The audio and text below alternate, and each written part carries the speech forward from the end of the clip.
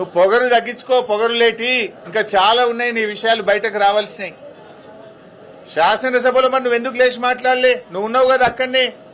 నీ ముఖ్యమంత్రి గారు లేచి ఇది ప్రతిపక్షం దొరకబట్లే, ఈ దొంగతనం మేమే దొరకబట్టినాం, ఈ దొంగతనాన్ని మేమే నోటీసులు ఇచ్చినాం, మేమే పెనాల్టీలు వేసినామని నీ ముఖ్యమంత్రి చెప్తుంటే నువ్వు పక్కనే కూర్చున్నావు కదా. ఇది నాది కాదు అని అసెంబ్లీలో నువ్వు ఎందుకు లేచి నిలబడి చెప్పలేదు?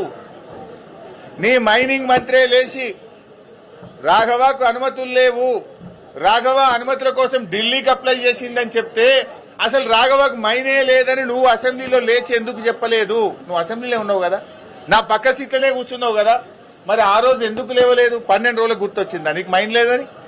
ఇదంతా బుకాయించే ప్రయత్నం, మసిబూసి మారేడుగా చేసే ప్రయత్నం. ఆ మైన్ నీది కాకపోతే అక్కడ కంటైనర్ మీద రాఘవ కన్స్ట్రక్షన్ అనే పేరు ఎందుకున్నది? ఆ కంటైనర్ మీద కాంగ్రెస్ పార్టీ జెండా ఎందుకు పెట్టిండ్రు? బీఆర్ఎస్ పార్టీ బయటకు తీయంగానే ఆ రాఘవ కన్స్ట్రక్షన్ కు పెయింటింగ్ వేసి కనబడకుండా ఎందుకు చేసిండ్రు? కాంగ్రెస్ పార్టీ జెండా ఎందుకు బీకేసిందో సమాధానం చెప్పాలి కదా. నువ్వు నీ కంటైనర్ మీద నీ పేరుంటది, మీద కాంగ్రెస్ పార్టీ జెండా ఉంటది. పొల్యూషన్ కంట్రోల్ బోర్డులో నోటీస్ ఇస్తే, మైనింగ్ డిపార్ట్మెంట్ నోటీస్ ఇస్తే నీ ఉద్యోగి రిసీవ్డ్ అని సంతకం పెట్టి డేట్ వేసి ఫోన్ నంబర్ పెట్టి రాసిచ్చిన డాక్యుమెంటే కదా నేను అసెంబ్లీలో చూపించింది. మరి ఇప్పుడు చెప్పు, ఎవరు తప్పు? ముఖ్యమంత్రి తప్ప? చెప్పు, నా ముఖ్యమంత్రి అబద్దం చెప్పిండు అసెంబ్లీలో అని చెప్పు, మైనింగ్ మంత్రి అబద్దం చెప్పిండు అసెంబ్లీలో అని చెప్పు. నువ్వు కూడా అసెంబ్లీలో ఉన్నావు కదా, ముఖ్యమంత్రి మాట్లాడేటప్పుడు, మైనింగ్ మంత్రి మాట్లాడేటప్పుడు నువ్వు అసెంబ్లీలో కూర్చున్నావు. నువ్వు ఎందుకు నోరు మెదపలేదు? ఎందుకు నాకు మైన్ లేదని అసెంబ్లీ సాక్షిగా చెప్పలేదు? అంటే నువ్వు బుకాయిస్తున్నావు, ఈ బాంబులేటి అబద్దాలు చెప్తున్నాడు. నువ్వు ఆ మైనింగ్ లో పొంగు లూటీ చేసినావు అనేటువంటిది ఇలా రాష్ట్ర ప్రజలకు అర్థమైంది. నువ్వు ఆ రోజే చెప్పాలి కదా. అదేవిధంగా నాదర్గుల్ భూముల విషయం, ఆ బీఆర్ఎస్ టైంలో రిజిస్ట్రేషన్ అయిందని ఒక చిల్లర కథ చెప్తున్నావు. నేను అందుకే చెప్పిన, నిజాలు దాచి అబద్దాలు మాత్రమే మాట్లాడినామని. నిజమేంటిది? 2016లో ఈ భూములను నిషేధిత భూముల జాబితాలో పెట్టింది బీఆర్ఎస్ ప్రభుత్వం. ఆనాటి ఆర్డీఓ గారు ఈ భూములు కొల్లగొట్టే ప్రయత్నం చేస్తే 2016లో 22A కింద పెట్టి నిషేధిత జాబితాలో పెట్టి ఈ భూములను కాపాడింది నాటి బీఆర్ఎస్ ప్రభుత్వం. ఆ తర్వాత ఆ కంపెనీలు హైకోర్టుకు పోతే 2022లో ప్రభుత్వం బలమైన వాదనలు వినిపించి హైకోర్టులో కూడా ఆర్డీఓ గారి నిర్ణయం సరియైన నిర్ణయం, ఈ భూములు సీలింగ్ భూములు అని హైకోర్టు సింగిల్ బెంచ్ లో కూడా ఉత్తర్వులు తెప్పించింది బీఆర్ఎస్ ప్రభుత్వం. ఆ తర్వాత డివిజన్ బెంచ్ కూడా కంపెనీలు పోతే హైకోర్టు డివిజన్ బెంచ్ లో కూడా ఆనాటి రెవెన్యూ డిపార్ట్మెంటు అధికారులు అద్భుతంగా వాదనలు వినిపించి ఇవి సీలింగ్ భూములే, అమ్మిన వారి మీద కొన్న వారి మీద క్రిమినల్ చర్యలు తీసుకోవాలని చెప్పి హైకోర్టు డివిజన్ బెంచ్ నుంచి కూడా జడ్జిమెంట్ తెప్పించింది బీఆర్ఎస్ ప్రభుత్వమే. ఇవి ఎందుకు దాస్తున్నావు? ఆనాటి ఆర్డీఓ ఇవి సీలింగ్ భూములని నిషేధిత భూములా పెట్టింది బీఆర్ఎస్ ప్రభుత్వం కాదా? సింగిల్ బెంచ్ దగ్గర కోర్టులో కేసు గెలిచింది బీఆర్ఎస్ ప్రభుత్వం కాదా? డివిజన్ బెంచ్ లో ప్రభుత్వ పక్షంగా ఇవి సీలింగ్ భూములని కేసు గెలిచింది బీఆర్ఎస్ ప్రభుత్వ హయాంలో కాదా? దీనికి ఎందుకో సమాధానం చెప్పవు. నిన్న మంత్రి గారు ఒక మాట అన్నాడు, ఈ భూములు మేము సుప్రీంకోర్టులో వచ్చిన తర్వాత మా ఆర్డీఓ గారు సుప్రీంకోర్టులో ఫైల్ చేసిండు అన్నావు. ఏమన్నాడు? ఇవి గవర్నమెంట్ భూములే అని సుప్రీంకోర్టులో మేము ఫైల్ చేసినాము, మా ఆర్డీఓ ఫైల్ చేసిండు అని పొంగులేటి గారు అన్నారు. మరి గవర్నమెంట్ భూములే అయితే రోజుకొక పేరు ఎందుకు మారుతుంది బోర్డుల మీద? అక్కడ ఎందుకు ఆ కబ్జాదారులు బౌన్సర్లు పెట్టుకుని రాత్రింబవళ్లు కాపలు కాస్తుంటే ప్రభుత్వం మొద్దు నిద్రపోతుందా? 2.5 ఏళ్లుగా రెవెన్యూ మంత్రిగా ఆ భూమిని ఎందుకు స్వాధీనం చేసుకోలేదు అని అడుగుతా ఉన్నా.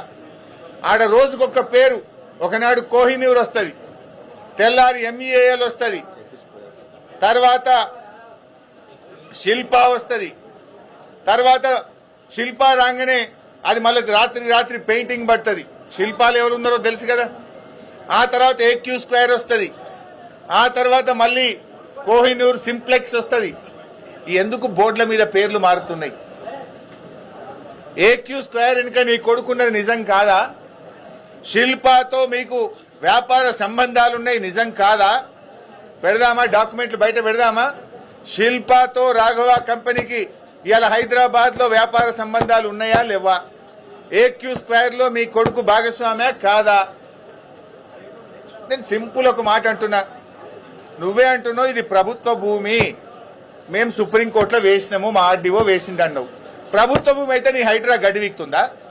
ప్రభుత్వ భూములు కాపాడడానికి, చెరువులు కాపాడడానికే కదా హైడ్రా.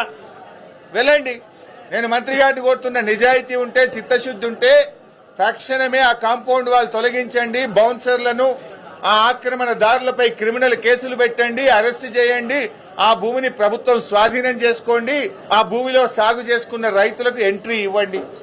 2.5 ఏళ్లుగా రెవెన్యూ మంత్రిగా మరి నువ్వేం చేస్తున్నావు?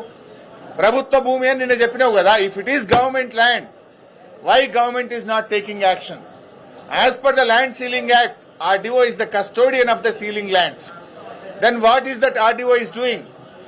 What is that Hydra is doing? పేదోళ్ళ ఇండ్ల మీదకి శనివారం ఆదివారం పై రాత్రికి రాత్రే కూలుస్తారు. హైకోర్టు స్టేలున్నా కూల్చే హైడ్రా ఇక్కడ ఏ స్టే లేదు. ఇన్ఫాక్ట్ హైకోర్టు ఆర్డర్ ఉంది, ఇది గవర్నమెంట్ ల్యాండ్, ఇది సీలింగ్ ల్యాండ్ అని హైకోర్టు ఆర్డర్ ఉన్నా కూడా హైడ్రా ఎందుకు కళ్ళు మూసుకున్నది? హైడ్రా ఎందుకు యాక్షన్ తీసుకోవడం లేదు? దీనికి సమాధానం ఎందుకో చెప్పడు మంత్రి గారు. మంత్రి గారు, నువ్వు ఇదివరకు ఒకసారి బాంబులు పట్టే అని చెప్పి ఏడాది అర్థమైంది, నీ బాంబులన్నీ తుస్సు బాంబులే అయిపోయినాయి. నీ మాటలు విన్నాక రాష్ట్ర ప్రజలకు పొంగులేటి పొగరు దగ్గలేదు, నువ్వు పొగరులేటివి అనే విషయం స్పష్టంగా అర్థమైంది. నీ లూటి మైనింగ్ లో నువ్వు పొంగు లూటివి అనే విషయం కూడా రాష్ట్ర ప్రజలకు స్పష్టంగా అర్థమైంది. ఇంకా చాలా ఉన్నాయి బయటకు వచ్చేది, ఏమిట్లకేమి రాలే, ఇంకా చాలా ఉన్నాయి. మేము స్ట్రైట్ గా అడుగుతున్నాం, ఇది ప్రభుత్వ భూమి అని ఎప్పుడైతే మీరు చెప్తున్నారో సెక్రటరియట్లో కూర్చొని, అది ప్రైవేట్ ఆధీనుల చేతుల్లో ఉంది. కమాన్, యూ హ్యాండ్ ఓవర్ ఇట్. హైడ్రాను పంపించు, కాంపౌండ్ వాళ్ళు డెమాలిష్ చేయి, ఆక్రమణదారులను, బౌన్సర్లను అరెస్ట్ చేయి, అక్కడ గవర్నమెంట్ భూమి అని పేరు పెట్టి చిత్తశుద్ధి నిరూపించుకో. నంబర్ 1. నంబర్ 2, మైనింగ్ అధికారులే చెప్పినారు, 4 శాఖలు, రెవెన్యూ డిపార్ట్మెంట్, రెవెన్యూ అంటే నీ శాఖనే కదా, ల్యాండ్సే కదా, నీ శాఖ అధికారే పోయి చెప్పిండు ఇది రాఘవాది అని. Revenue, electricity, mining, pollution control board, 4 శాఖల అధికారులు పోయి ఇది రాఘవ అక్రమ మైనింగ్ అని నీకు నోటీస్ ఇచ్చింది. ఆ 4 శాఖల మీద యాక్షన్ తీసుకో. మరి వాళ్ళ తప్ప నీ తప్ప తేలాలి కదా. మరి లేదు, నీ ముఖ్యమంత్రి, నీ మైనింగ్ మంత్రి, నీ సహచర మంత్రి చెప్పిండు కదా ఇది రాఘవది, మేమే దొరకబట్టినాం, మేమే పెనాల్టీ చేసినాం, దొంగను దొరకబట్టినాం, పైసలు వసూలు చేసినామని నీ ముఖ్యమంత్రి చెప్పిండు. మరి ముఖ్యమంత్రి చేత చెప్పి, ముఖ్యమంత్రి అసెంబ్లీలో అబద్ధం ఆడిండని చెప్పి, మరి మైనింగ్ మంత్రితో చెప్పి ఆయన అబద్ధం ఆడిండని చెప్పు. లేదు, నువ్వు క్షమాపణ చెప్పు ఫస్ట్. ముఖ్యమంత్రి, మైనింగ్ మంత్రి అసెంబ్లీలో లేచి రాఘవకు మీటర్లు దొరకలే కనుక డీజిల్ జనరేటర్ మీద నడిపిండు, అనుమతుల కోసం ఢిల్లీకి అప్లై చేసుకున్నాడు, రాఘవకు మన పొంగులేటికి సంబంధమే లేదు అని ముఖ్యమంత్రి అసెంబ్లీలో మాట్లాడిండు. మరి నువ్వెందుకు ఆ రోజు అసెంబ్లీలో మౌనంగా తల కిందికేసుకొని కూర్చున్నావు? క్షమాపణ చెప్పు. మరి ఆ రోజు నేను లేవలేదు అసెంబ్లీలో, నాకు అర్థం కాలేని క్షమాపణ చెప్పు. మరి 12 రోజులకు ఎందుకో నీకు జ్ఞానోదయం అయింది? అన్ని ప్రజలకు అర్థమైపోయినాయి, this is all humbug drama. నువ్వు ఇవాళ పొంగులేటి కాదు, పొంగు లూటివి, నువ్వు బాంబు లేటివి, నువ్వు పొగరు లూటివి, ఇవన్నీ అబద్దాలు మాట్లాడుతున్నావు అనే విషయం స్పష్టంగా అర్థమైంది. నిజాయితీ ఉంటే ఇప్పటికైనా తప్పు నొప్పుకో, ప్రజలకు క్షమాపణ చెప్పు, ఆ భూమిని ప్రభుత్వ ఆధీనంలోకి తీసుకోండి. Thank you.